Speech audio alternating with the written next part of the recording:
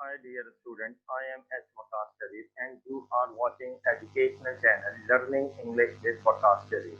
In today's educational video, we are going to discuss the rest of the translation of chapter number second. The title of the chapter is Glittering in the Sky. Let's start. Fertile he laughed as he reached down and picked up a double handful of leaf root loam. जरहेज उसने मुस्कुराते हुए कहा और नीचे झुककर अपने हाथों में इस जरहेज मिट्टी को पकड़ा। This is the land son, this is it.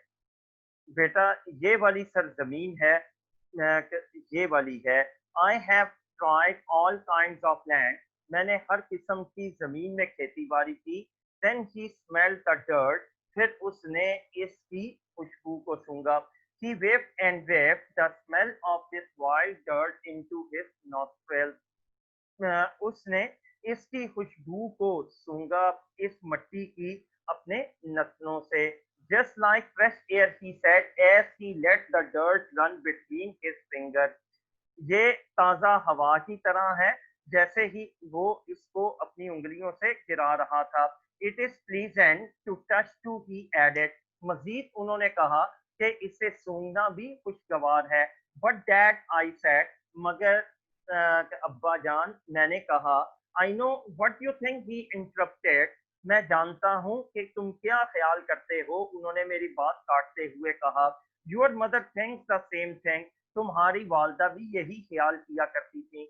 She wondered why I ever climbed this mountain top to raise my potatoes, yams and tomatoes. वो हैरान होती थी कि इस पहाड़ की चोटी पर मैं क्यों चढ़ता हूँ, आलू, कचालू और टमाटरों को उगाने के लिए। But Jess, he almost whispered, anything grown in new ground like this has a better flavor. मगर जैस उन्होंने तकरीबन सरगोशी करते हुए कहा, कोई चीज भी इस नई जमीन में उगाई जाती है उसका जायका अच्छा होता है। Wait until my tomatoes are ripe, इंतजार करो मेरे टमाटर पकने तक। You'll never taste sweeter tomatoes in your life, तुमने इतने अच्छे जायके के टमाटर अपनी जिंदगी में ना खाए होंगे। They'll soon be ripe too, I said as I looked at the dozen or more rows of tomatoes on the lower side of the patch. ये जल्द पक जाएंगे, मैंने कहा जैसे ही मैं इस अमूदी डलवान के नीचे टमाटरों की कतारें देख रहा था। Then above the tomato were a half dozen rows of yams. इन टमाटरों के ऊपर आधी दर्जन कचालुओं की मौजूद थी। Above the yams were perhaps three dozen roses of potatoes. कचालुओं के ऊपर शायद 3 दर्जन आलूओं की कतारें थीं। I don't see a weed in this patch, I laugh. मैं इस खेत पर कोई जड़ी बूटी नहीं देखता, मैं हंसा। Won't they grow here? क्या वो यहाँ पे नहीं उगती? I won't let them, he said. मैं उन्होंने कहा कि मैं इसे उगने ही नहीं देता। Now this is what I have been wanting you to see. यही वो चीज थी जो कि आप मुझे दिखाना चाहते थे। This is the cleanest patch I have ever seen, I bet. मैंने फखरिया अंदाज में कहा कि ये वाला साफ शुदा जमीन का हिस्सा मैंने देख लिया। But I still don't see why you climbed the top of this mountain to clear this patch. मगर मैं अभी भी इस बात को नहीं समझ पाया कि आप पहाड़ की चोटी पर क्यों चढ़े हैं ये इस हिस्से को साफ करने के लिए। And you did all this against your doctor order, और आपने ये सब कुछ किया अपने तबीब के मशवरे के खिलाफ। Which one, he asked me laughing, उन्होंने मुस्कुराते हुए पूछा कि कौन सा मशवरा। Then he sat down on a big oak stump and I sat down on a small black gum stump near him. फिर वो बैठ गए एक शाह बालूद के बड़े तने पर और मैं उनके करीब एक स्याह तने पर बैठ गया। This was the only place on the mountain where the sun could shine to the ground. यही इस पहाड़ पर वो वाला हिस्सा है जहां पर सूरज की किरणें जमीन तक जा सकती हैं। And on the lower side of the clearing, there was a rim of shadow over the rows of dark scarlet plants loaded with green tomatoes. और इसके नीचे वाले साफ शुदा हिस्से में एक कतारें मौजूद हैं, बेलें मौजूद हैं जो कि टमाटरों के साथ लदी हुई हैं। What is the reason for your planting this patch up here? I asked. मैंने पूछा इसकी क्या वजह है कि यहाँ पर ये चीजें उगाने की। Dear student, this passage is highly important from examination point of view. It starts from here 20 times in my life and ends up from there uh, score years and 10. It is highly important from examination point of view. It has been asked many times. Please listen its translation with great care. Let's start. 20 times in my life, he said, a doctor has told me to go home and be with my family as long as I could. 20 मरतबा मेरी जिंदगी में एक doctor मेरे एक मौलिक ने मशवरा दिया कि मैं अपने घर चला जाऊं और अपने खानदान के साथ उतना वक्त गुजारूं जितना कि मैं गुजार सकता हूं। Told me not to work, और मुझे ये भी मशवरा दिया कि काम हरगिज ना करना। Not to do anything but to live and enjoy the few days I had left with me. कोई काम ना करना मगर चंद दिन खुशगवार तरीके से गुजारना अपनी जिंदगी के जो तुम्हारे पास बचे हैं।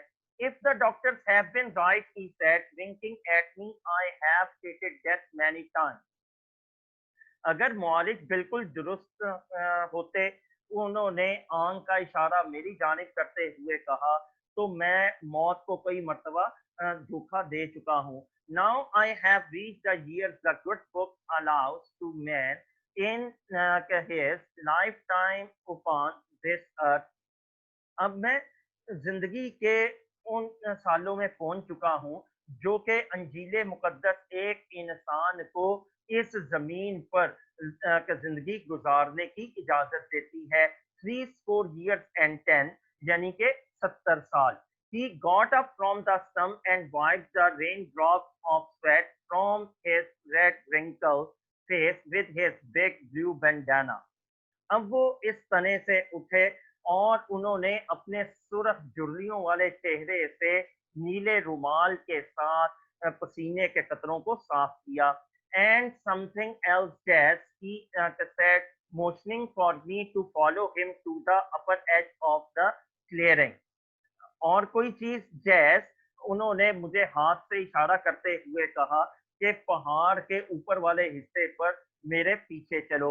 You won't understand until you reach 3 scores and 10, और तुम इन चीजों को नहीं समझ पाओगे जब तक तुम 70 साल के ना होगे।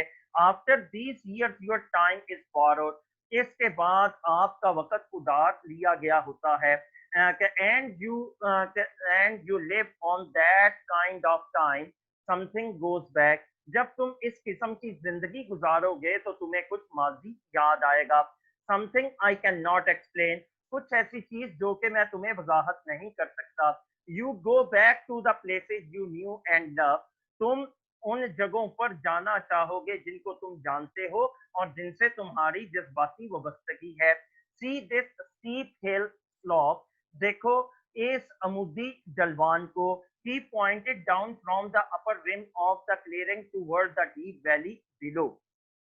उन्होंने इशारा करते हुए ये अमुदी हिस्से पर नीचे के वादी के बताया।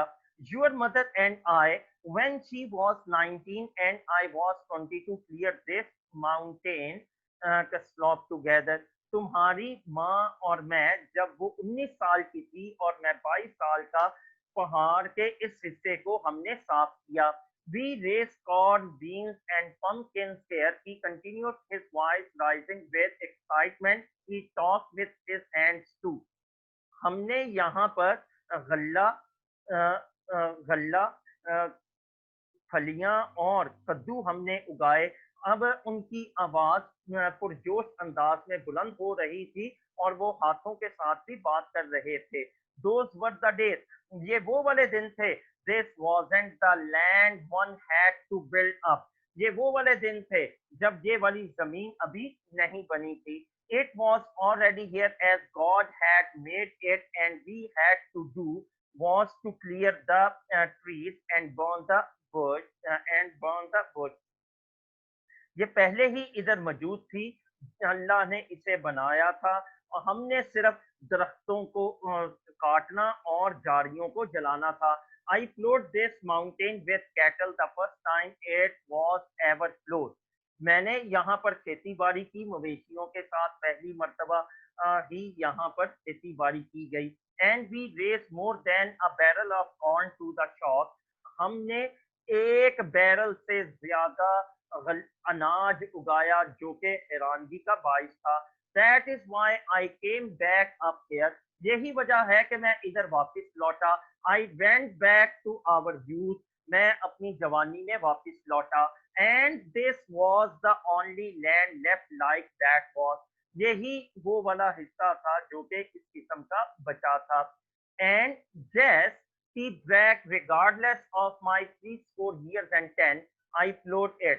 और जैस मैंने अपने 70 साल उम्र की परवाह किए बगैर इधर हल चलाया. Float it with a mule. मैंने हल चलाया एक खच्चर के साथ. I have with just a little help done all the work. इस तमाम काम करने के लिए सिर्फ मुझे थोड़ी सी मदद की जरूरत थी. It's like the land your mother and I used to farm here when I brought my gun to the field and took home a mess of fox carols every night. ये ऐसी जमीन है जहां पर आपके वालिदैन खेती बाड़ी किया करते थे और मैं अपनी बंदूक लाया करता था और शाम के वक्त हम गुलहरी गुलहरियों का शिकार कर कर लेकर जाते थे. I look at the vast mountain slope below where my mother and father had home. Dear student, this passage is also very important from examination point of view. It starts from here. I look at the vast mountain and ends up from there. Please uh, listen its translation with great care. I looked at the vast mountain slope below where my mother and father had home. मैंने अब इस वसी पहाड़ की इस ढलवान की जानिब देखा जहां पर मेरे वालदैन खेती बाड़ी किया करते थे. And I could remember years later when they formed this land. और साल बाद मैं इसको याद कर सकता था खेती बाड़ी की इस जगह को. It was on this steep slope that my father once made me a little wooden plow. इस अमूदी डलवान पर खेती बाड़ी करते हुए मेरे वालिद साहब ने मुझे एक छोटा सा खिलौना हल बना कर दिया. That was when I was 6 years old and they brought me to the field to thin corn. ये बात है उस वक्त की जब मैं 6 साल का था और वो मुझे खेत में लेकर आए थे गल्ला काटने के लिए. I lost my little plow in a furrow and I cried and cried until he made me another plow. मैंने इस छोटे से हल को एक नदी नाले में घुमा दिया. मैं रोया और चिल्लाया यहाँ तक कि मेरे वालिद साहब ने मुझे एक नया हल बना दिया. But I never loved the second plow as I did the first one. मगर मैं दूसरे हल नुमा खिलौने से इतनी वस्तगी नहीं रखता था जितने के पहले वाले के साथ. Now to look at the mountain slope grown up with tall trees, many of them big enough to have swayed into lumber at the mill. अब टू लुक, अब देखते हुए इस पहाड़ी ढलवान पर दरख्तों को जो कि इतने बड़े हो चुके हैं जिनको एक कारखाने में काटना पड़ेगा. It was hard to believe that my father and mother had cleared this mountain slope and had formed it for many years.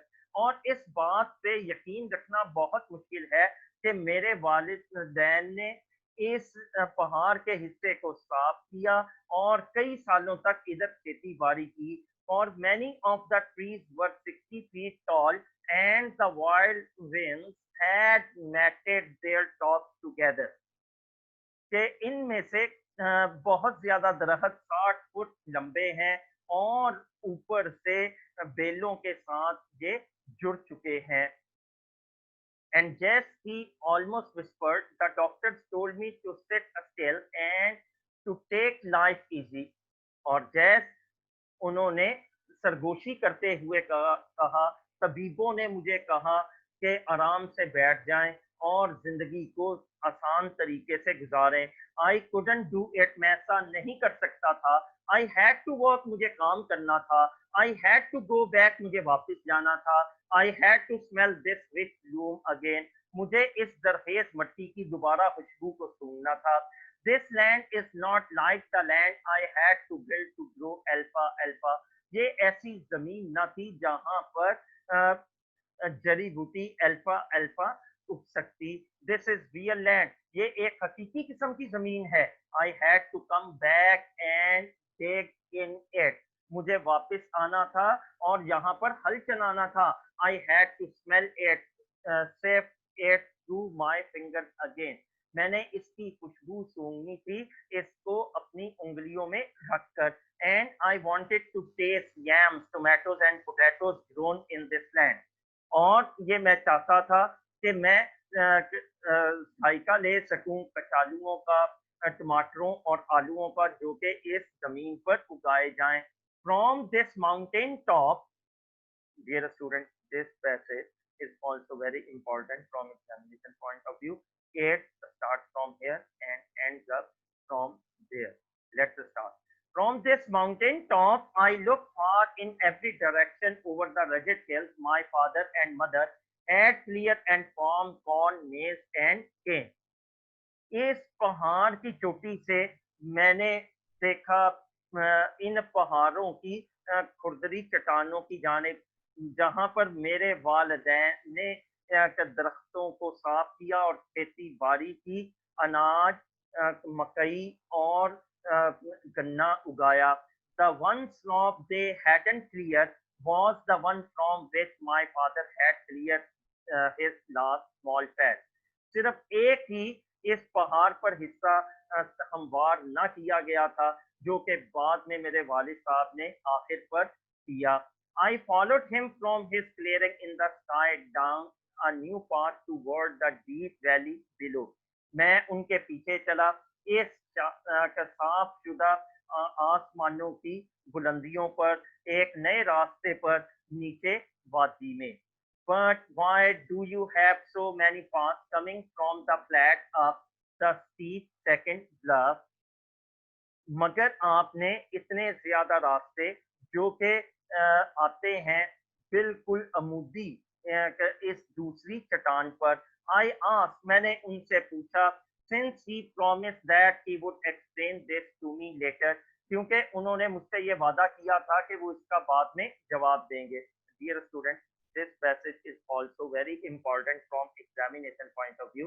It starts from here, oh yes, it ends up here, uh, we had climbed. Oh yes, he said, उन्होंने कहा, अच्छा, early last spring I could not climb straight up the steep path. पिछले मौसम बहार में मैं उमूदी डलवान पर नहीं चढ़ सकता था।